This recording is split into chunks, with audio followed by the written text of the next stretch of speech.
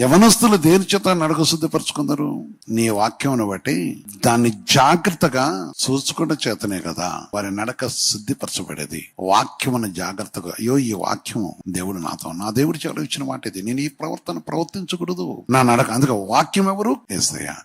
యేసయ్యతో ఎవరైతే ఉన్నారో, యేసయ్య వాక్యం ఎవరిలో ఉన్నదో, యేసయ్య ఎవరితో ఉన్నాడో వారు ఏ పాపము చెయ్యరు.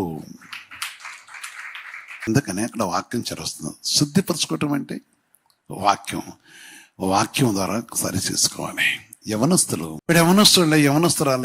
పడిపోకుండా ఉంటారా అంటారు చాలా సులువుగా. ఆ రోజుల్లో నువ్వు పడిపోలేదా అంటారు కొందరు. ఇంకన్నీ వాళ్ళు భార్య భర్తలే ఇవ్వని అనుకుంటుంటారు.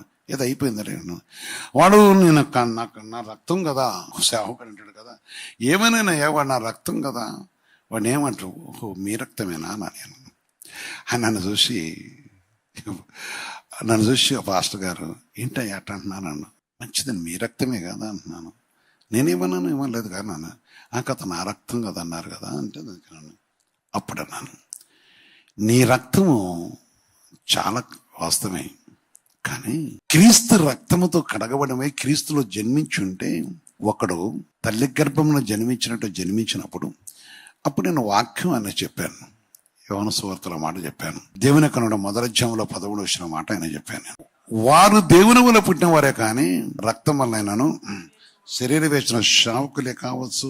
చాలా మంది వీడు నా సొత్తు కదా, నా రక్తం, అందుకే నేనేం అనలేకపోయినా వాడు ఏమైనాను. ఎదట వాళ్ళు అయితే వాడు ఊకుంటారా, వాడు సంగతి తేలవాళ్ళు వాడు గద్దీరా, మీరు ఇది కాదా అంటారు. వాళ్ళ దగ్గరకు వచ్చేసరికి ఇది మా రక్తం. దేవుని యొక్క పరిశుద్ధ నామను బట్టి ఇక్కడ చూస్తున్నప్పుడు నా రక్తము నీ రక్తం అయినంత వరకు వాడికి రక్షణ రాదు, వాని నడక మారదు, వారి ఆలోచన మారదు.